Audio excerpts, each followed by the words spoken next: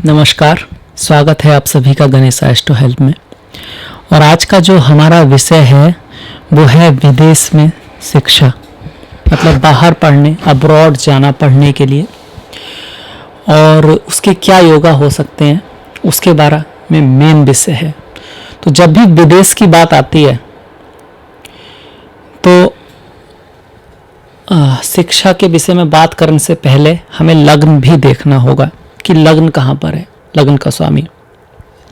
अगर आपके लग्न का स्वामी मतलब प्रथम भाव का स्वामी 12वें भाव में है, 9वें भाव में है, 7वें भाव में है, 6ठे भाव में है या 8वें भाव में है, तो ये पहला कन्फर्मेशन बन जाता है कि आप विदेश काफ़ी दूर शिक्षा के लिए जा सकते हैं, 5 साल 10 साल, और उसके बाद आप वापस भी आ सकते हैं और कंडीशंस के ऊपर।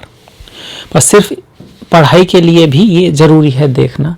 इसके साथ साथ पंचम का जो स्वामी है, ये पंचम भाव का स्वामी जो है वो अगर नवम में जाता है, नवम भाव में जाके बैठ जाता है पंचम का स्वामी, तो ये दिखाता है कि बाहर आप उच्च शिक्षा के लिए जाएंगे, बड़ी शिक्षा के लिए जाएंगे। चौथे भाव का स्वामी अगर नवम में जाता है तो ये बाहर घर को भी दिखाता है और शिक्षा को भी दिखाता है। अब सिर्फ अगर चौथे भाव का स्वामी नवम भाव में गया है और लग्न का जो स्वामी है वो आपका 12वें भाव में नहीं है, 9वें भाव में नहीं है, 7वें भाव में है, तो ये जहाँ तक कंडीशन है कि आप पढ़ने के लिए जाएंगे फिर वापस आ जाएंगे। इसके साथ साथ अगर चौथे भाव और दूसरे भाव पर मलेफिक इफेक्ट्स नहीं है या उनका स्वामी, दूसरे भाव का स्वामी भी 6, 8, 12 में नहीं है, तो उसमें भी यही कंडीशन लगता है कि आप जाएंगे, पढ़ाई करेंगे, डिप्लोमा अपना जो भी डिग्री अपनी लेंगे और वापस आ जाएंगे। अगर ये घर पीड़ित हैं या इनके स्वामी भी 6, 8, 12 में गए हैं, तब क्या होगा, आप पढ़ाई करने जाएंगे, वहाँ जाएंगे और शायद वहीं रह जाएंगे, वापस आने की चांस कम हो जाएंगे आपके। अगर आपका दूसरे ग्रह और चतुर्थ का जो ग्रह है स्वामी जो है वो अगर वक्री है, तब भी आपके चांस है कि आप जाएंगे भी, पढ़ाई भी करेंगे, अगर वहाँ पर वापस आप अवश्य आएंगे अगर वो ग्रह वक्री है तो। इसके साथ साथ अगर जो सप्तम का स्वामी है, बाय चांस सप्तम का स्वामी नवम में जाता है और वहाँ पर जैसे पंचम का स्वामी भी आ गया, सप्तम का स्वामी आ गया और पंचम का स्वामी दोनों मिलके यहाँ पर आ जाते हैं, तो ये आपकी लॉन्ग जर्नी भी दिखा रहा है और आपकी वहाँ पर स्टडी भी दिखाता है और उसके साथ ये भी दिखाता है कि आपकी शादी भी वहीं पर होगी। अगर इसके साथ आपके लग्न का भी कुछ ऐसा है कि लग्न 12वें भाव में है, 8वें में है और किसी तरह से लग्न भी 6, 8, 12 में है, 9 में है, तो फिर ये दिखाता है कि हो सकता है कि आप वहाँ सेटल भी हो जाएं, खास कर कि अगर आपका चौथा और दूसरा भाव पीड़ित है तो।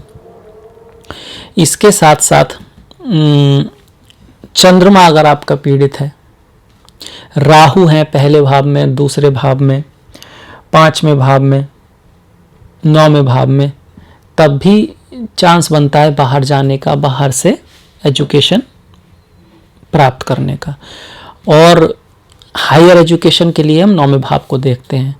एजुकेशन कैसी रहेगी उसके लिए मरकरी, शुक्र और गुरु अगर आपकी कुंडली में केंद्र त्रिकोण में है, अच्छे भावों में है, तो आप पढ़ाई में अच्छे होते हैं, आप नॉर्मली चीज़ें याद कर पाते हैं, एग्ज़ाम में आपके मार्क अच्छे आते हैं और आप लकी होते हैं इस मामले में।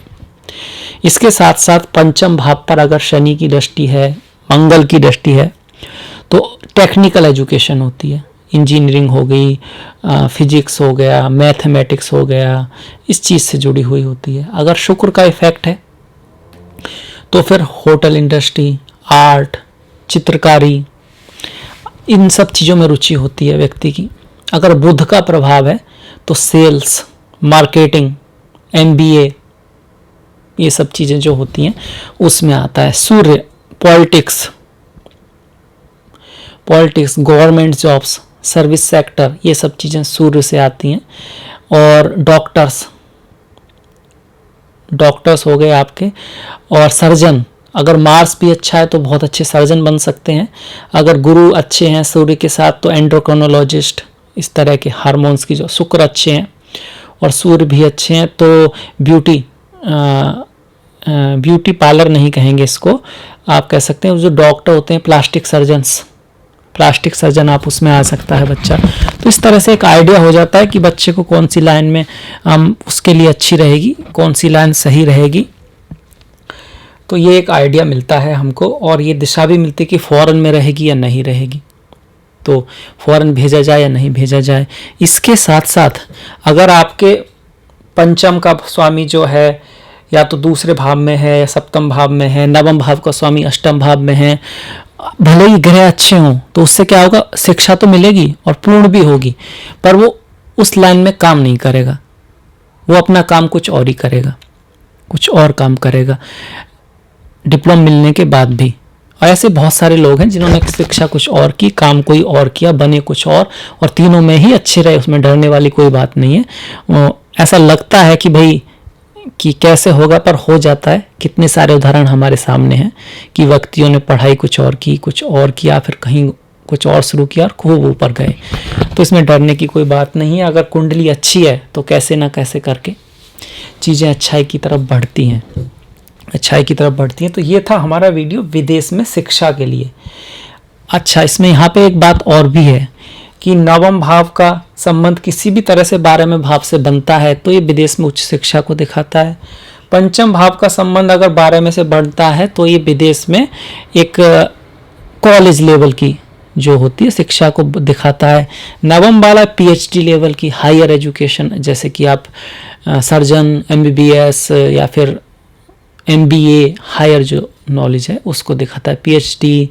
और कॉलेज लेवल की जो है वो 5th में दिखाते हैं, और 10th लेवल के आसपास आप चतुर्थ से देखते हैं, 4th भाव से देखते हैं, और बिल्कुल स्टार्टिंग की जो होती है वो 2nd से भी देखते हैं कुछ लोग। तो इस तरह से एजुकेशन के बारे में देखते हैं। अगर 5th वाले पर कुछ मैलेफिक्स इफेक्ट हैं तो उस केस में भी ये होगा कि आपकी एजुकेशन उतनी काम नहीं आएगी। नवम पर जो है तो हायर एजुकेशन आपकी उतनी काम नहीं आएगी। अब इसमें ज्योतिषी क्या कर सकते हैं? ज्योतिषी एक तो आपके जो ग्रह हैं उनको एक बैलेंस करने की कोशिश कर सकते हैं कि जो ग्रह अगर कहीं पर ज़्यादा स्ट्रांग है, जितना उसको होना नहीं चाहिए, तो उसके लिए कुछ मंत्र, कुछ दान बताया जा सकता है। जो ग्रह कुछ कमज़ोर हैं तो उससे संबंधित कुछ चीज़ें बताई जा सकती हैं कि भाई स्ट्रांग करने के लिए उसको, और उसके लिए भी मंत्र वगैरह बताए जा सकते हैं। इनसे थोड़ा बहुत फ़र्क पड़ता है, कई बार ज़्यादा भी फ़र्क पड़ता है, डिपेंड करता है कुंडली के ऊपर, डिपेंड करता है चार्ट के ऊपर। ठीक उसी तरह से कि बीमारी कैसी है, किस स्टेज में है और कितना उसका इलाज हो सकता है, और बिना देखे कुछ कहा नहीं जा सकता, कोई गारंटी नहीं ली जा सकती है। अब गारंटी तो आप मेडिकल फील्ड में भी जाएं तो अगर ऑपरेशन कराते हैं तो आपसे लिखवा लेते हैं कि भाई उनकी कोई जिम्मेदारी नहीं है क्योंकि ईश्वर नहीं है वो। ठीक इसी तरह से कोई भी ज्योतिषी अगर आप गारंटी लेते हैं कि हाँ भाई ये गारंटी से हो जाएगा, गारंटी से वो हो जाएगा, तो आप समझ सकते हैं वो सिर्फ एक क्लाइंट को अट्रैक्ट करने वाली बात है।